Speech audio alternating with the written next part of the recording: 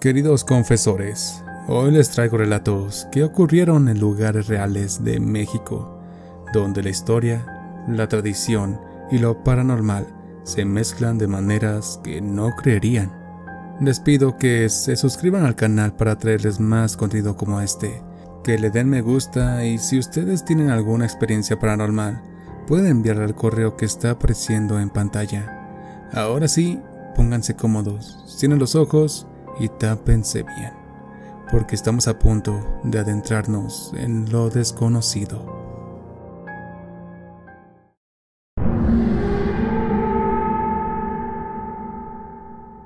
Tengo un recuerdo borroso, uno de esos que se clavan en la mente como una espina invisible. Debía tener unos 4 años, quizá menos. Era de noche, y recuerdo estar jugando en la sala cuando algo llamó mi atención.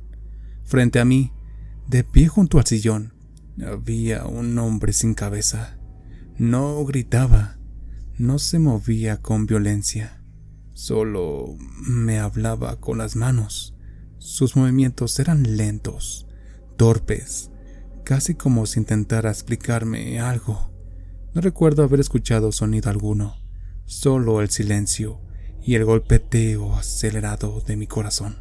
En mi memoria corrí hasta el cuarto de mis hermanos, pero según me contaron mis padres años después, no fue así.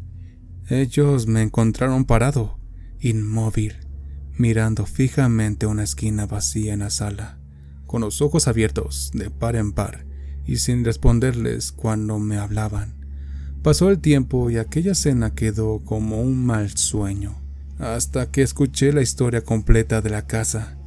Cuando comenzaron a construirla, hace ya unos 35 años, en un terreno ejidal, los albañiles encontraron algo bajo la tierra.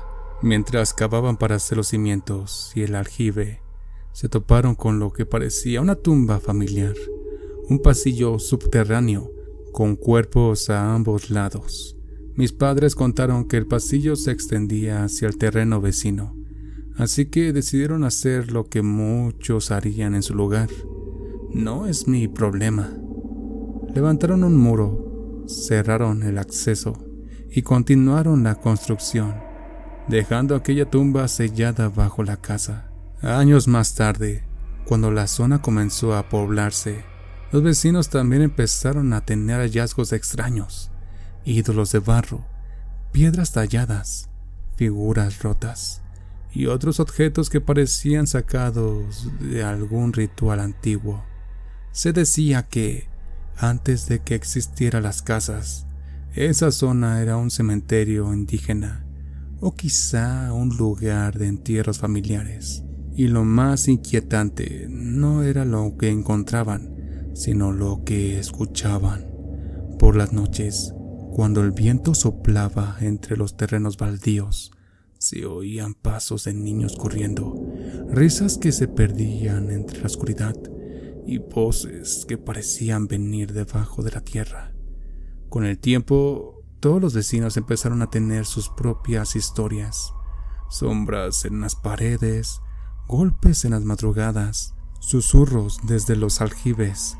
Nadie escapaba, y yo, que de niño vi a aquel hombre sin cabeza, moviendo las manos como si tratara de comunicarse, no puedo evitar pensar que intentaba advertirme de algo, quizá de lo que aún duerme bajo nuestros pies.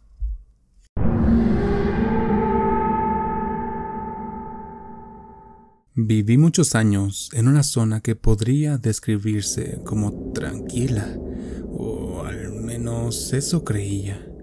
Durante años trabajé de noche, así que llegar a casa cuando el sol aún no salía era algo común para mí. Aquella madrugada no era diferente, al menos al principio. Un compañero me había dado un aventón y me dejó en un punto cercano a mi casa, a una esquina que quedaba sobre una avenida principal. Desde ahí tenía que cruzar la calle, pasar 2 cuadras más, una de ellas llena de parques, y finalmente doblar hacia mi calle. Era un trayecto corto, pero oscuro. El alumbrado público llevaba años sin funcionar, y caminar por ahí era como hacerlo en medio de un apagón eterno. La única luz visible venía de dos lugares: una pequeña escuela más adelante, con sus faroles encendidos toda la noche, y una casa a la misma distancia, pero del otro lado, donde un señor acostumbraba a abrir su ventana antes de las 6 de la mañana para vender jugos y tortas. Aquella noche, sin embargo, el señor no había abierto, y esa ausencia, por mínima que pareciera, cambió por completo el ambiente. Apenas bajé del coche, sentí esa incomodidad que no se puede explicar, la sensación de que algo te observa desde algún punto que no puedes ubicar. Me quedé un momento quieto, mirando hacia la oscuridad del parque frente a mí. Del lado derecho había bancas techadas. Del izquierdo, una cancha de básquetbol rodeada de árboles altos que parecían formar una pared viva. El silencio era pesado, apenas roto por el sonido del viento, pero algo se movía allá dentro.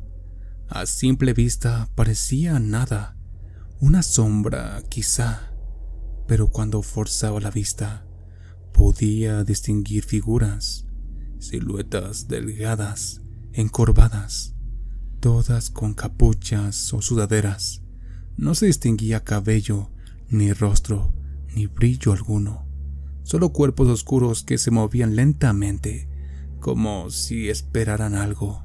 Me quedé mirando unos 30 minutos, tratando de entender qué era lo que estaba viendo.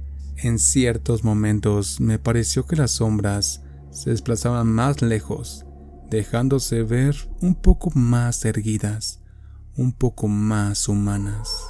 Y, sin embargo, no podía asegurar que lo fueran. Esperé hasta que finalmente, a lo lejos, se encendió la luz de la ventana del señor que vendía jugos.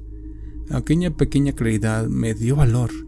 Me puse las llaves entre los dedos por preocupación y crucé el parque por el lado opuesto a la cancha sin mirar atrás. Esa mañana, cuando llegué a casa, le conté a un familiar lo que había visto. Me escuchó sin decir mucho y después me fui a dormir. Fue cerca del mediodía cuando me despertó alarmado, con uno de esos periódicos locales en la mano, ya sabes, los de encabezados sensacionalistas. En la portada, una nota: encuentran cadáver calcinado en cancha de básquetbol. El cuerpo estaba tan quemado que ni siquiera podían determinar si era un hombre o una mujer. Recuerdo que me quedé en silencio un largo tiempo, intentando procesar lo que había leído. Pude haber tomado otra ruta, pude haberme ido por otra calle, pero algo en mí no quería darle la espalda a esa cancha. Era como si hacerlo hubiera sido más peligroso. Días después, la historia se esparció entre mis familiares, y uno de ellos me contó algo que me heló la sangre. Un amigo de mi primo aseguró haber estado ahí la misma noche.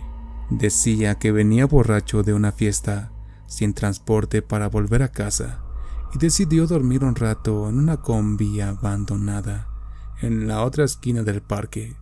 Esa combi llevaba años ahí, oxidada, sin puertas, dando la espalda a la cancha de básquetbol y mirando hacia la de fútbol rápido. Según su relato, en plena madrugada comenzó a despertar por unos sonidos. Creyó que era una pareja, risas o gemidos de alguien aprovechando la oscuridad, pero al asomarse por la ventana, vio otra cosa: un grupo de figuras rodeando algo en el suelo, llamas, gritos y ese olor inconfundible que solo deja la carne ardiendo. No recuerda si gritó o si el miedo lo paralizó, pero en cuanto uno de ellos volteó, escuchó que alguien gritaba: «¡Vayan por él! ¡Él sigue!». Entonces corrió tantas calles como pudo hasta llegar a Periférico sin detenerse ni mirar atrás. No es una historia de fantasmas. No hay apariciones ni maldiciones aquí, pero hay algo más perturbador que eso. La certeza de que el horror también camina entre nosotros, en silencio, en lugares donde se supone que no pasa nada. Y cada vez que paso por esa cancha, aunque ya tenga luz, no puedo evitar mirar hacia adentro, buscando esas sombras que aquella noche me observaron primero.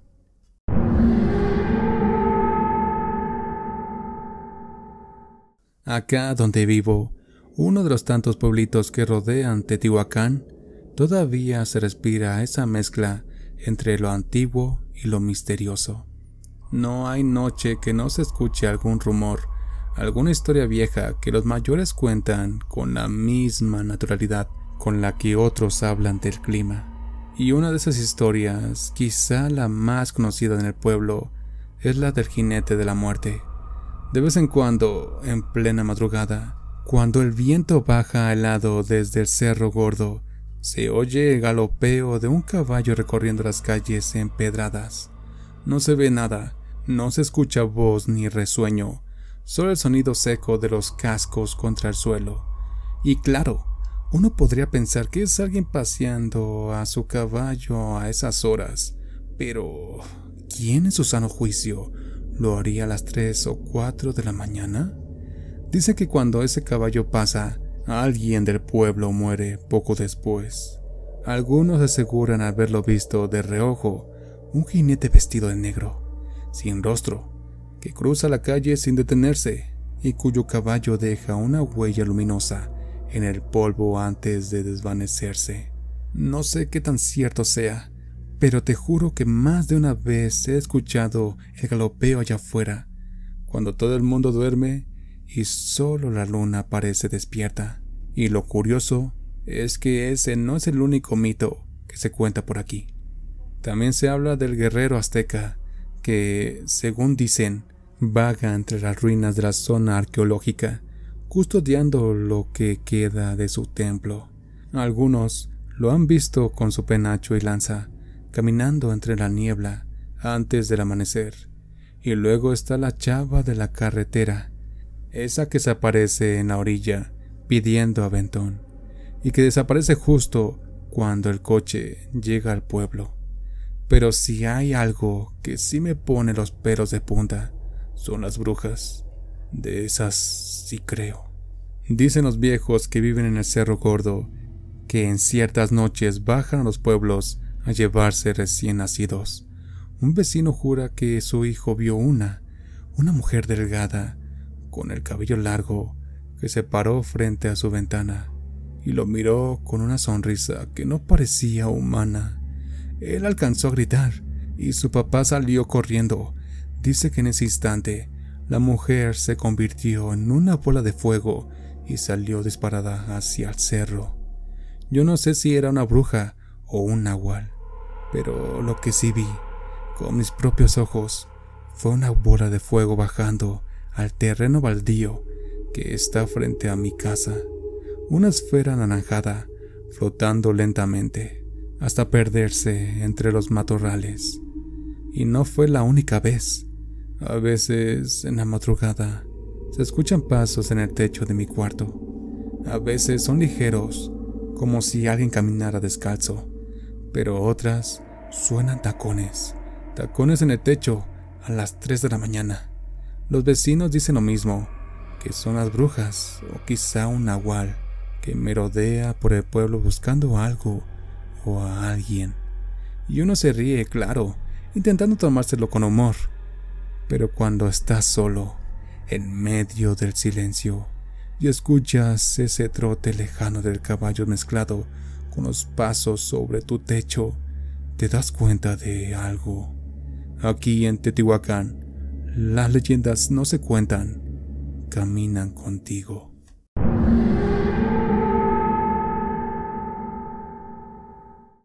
La casa de mi abuelo siempre ha tenido algo. No es algo que pueda tocar, ni un objeto específico. Es más bien una sensación, una presencia que se percibe en los sonidos, en el aire pesado de la noche, en pequeños detalles que nadie logra explicar.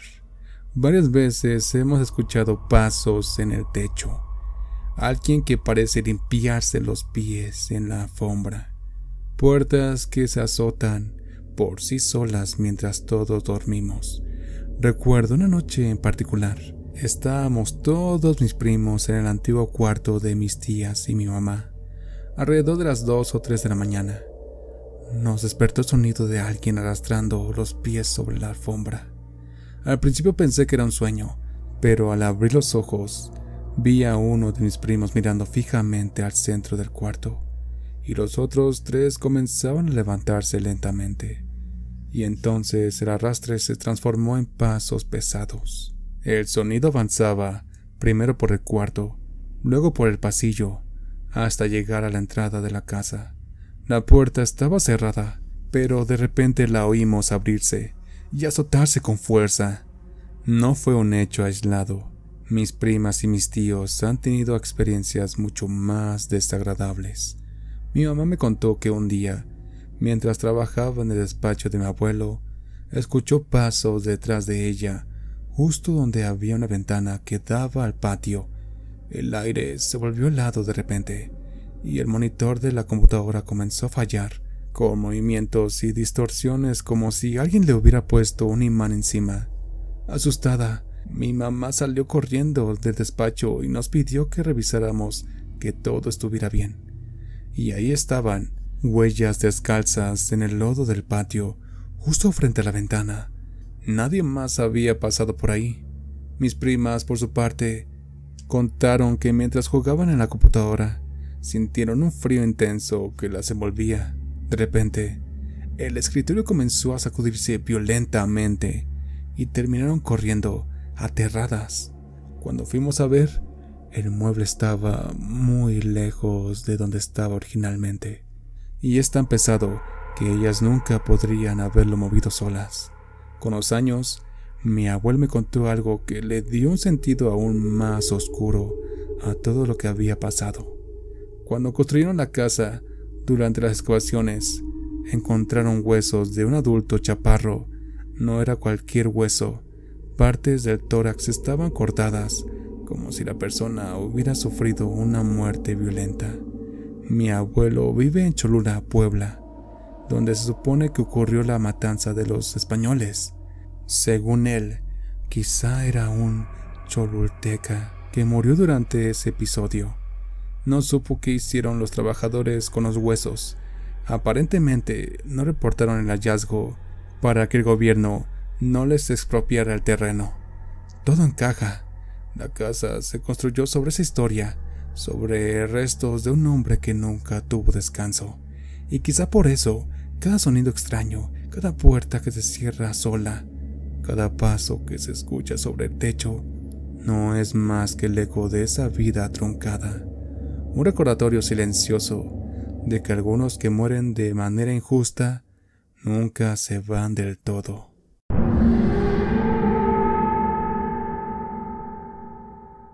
El año pasado visité la Ciudad de México con mi esposo y decidimos quedarnos en un Airbnb en Coyoacán.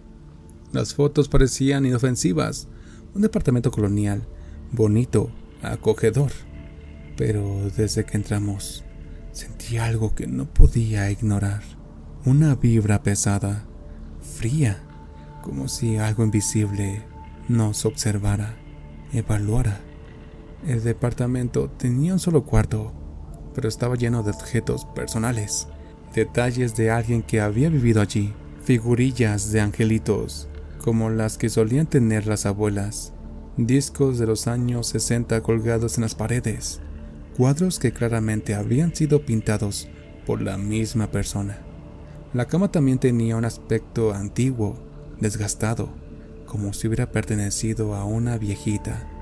Y yo no podía quitarme de la cabeza la sensación de que no estábamos en cualquier lugar, sino en la casa de alguien que había muerto ahí. Y esos eran los muebles que la acompañaban incluso después de la muerte. Esa noche, cuando nos fuimos a dormir, a mi esposo le tocó dormir del lado de la puerta del cuarto. una puerta pesada de madera que me aseguré al 100% de cerrar, porque no quería mirar hacia la sala oscura. Eran aproximadamente las 3:30 de la madrugada, cuando me despertó un sonido extraño. La manija de la puerta se movía, como si alguien intentara abrirla con fuerza. Mi esposo seguía roncando, así que lo sacudí hasta despertarlo. No estaba dispuesta a enfrentar algo así sola. En ese instante, la puerta comenzó a abrirse. Primero rápido, con un tirón violento, y luego lentamente, hasta quedar completamente abierta. He visto puertas abrirse solas por el viento o por algún error al cerrarlas, pero esto no se movía por nada de eso, y la sensación, la vibra en la habitación, era tan pesada que parecía que habíamos invadido el espacio de alguien que estaba profundamente enojado. Yo estaba paralizada de miedo. Mi esposo, por su parte, simplemente miró abrirse la puerta y sin decir palabra, se dio la vuelta y volvió a dormirse. Yo, mientras, sentía algo que me observaba desde la penumbra y no tenía ninguna intención de moverme. Al día siguiente, no sin cierta insistencia, mi esposo me cambió del lado de la cama para que yo durmiera lejos de la puerta maldita. Aunque él no lo admitiera, podía ver en su cara que también le había dado miedo. Pero los sucesos extraños no se detuvieron allí. Una noche, mientras mi esposo usaba una rasuradora eléctrica, el enchufe salió volando del contacto con tal fuerza que nunca lo vi moverse así antes. Cada noche que pasamos allí, algo raro sucedía, y yo terminaba rezando Padres Nuestros hasta quedarme dormida. Algo que nunca había hecho antes, y no porque fuera religiosa, sino por miedo puro. Al final, después de esa experiencia, aprendí algo. No se queden a dormir en Airbnb viejitos, porque hay lugares que, aunque parezcan acogedores y coloniales, siguen habitados por alguien que nunca se fue, y la curiosidad humana no siempre es bienvenida.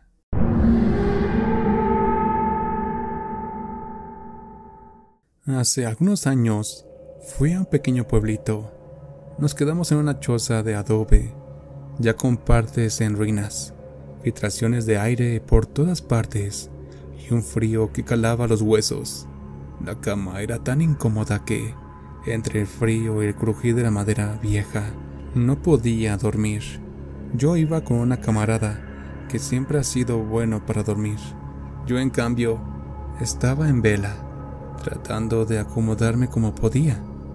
Esa noche, apenas empezaba a quedarme dormido, me despertó un golpe seco en la puerta que daba a la calle. Al principio pensé que era el viento, pero no. La puerta estaba cerrada con cadenas, vieja y pesada. Alguien estaba intentando abrirla violentamente. Me costó un buen rato despertar a mi camarada. El huevón reaccionó como 2 minutos después, medio dormido, sin entender lo que pasaba.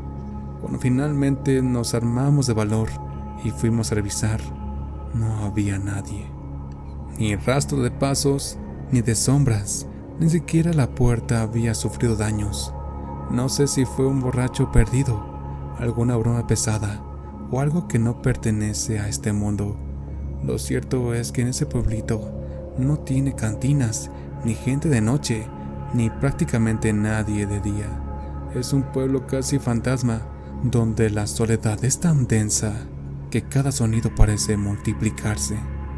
Nunca sabremos quién o qué quiso abrir la puerta esa noche, pero desde entonces, cada vez que recuerdo la oscuridad absoluta de esa choza, el frío que se colaba por las grietas y el golpe seco de la puerta, me estremezco, porque en lugares así, en pueblos casi olvidados por el mundo, a veces lo inexplicable se pasea por la noche, observando, esperando.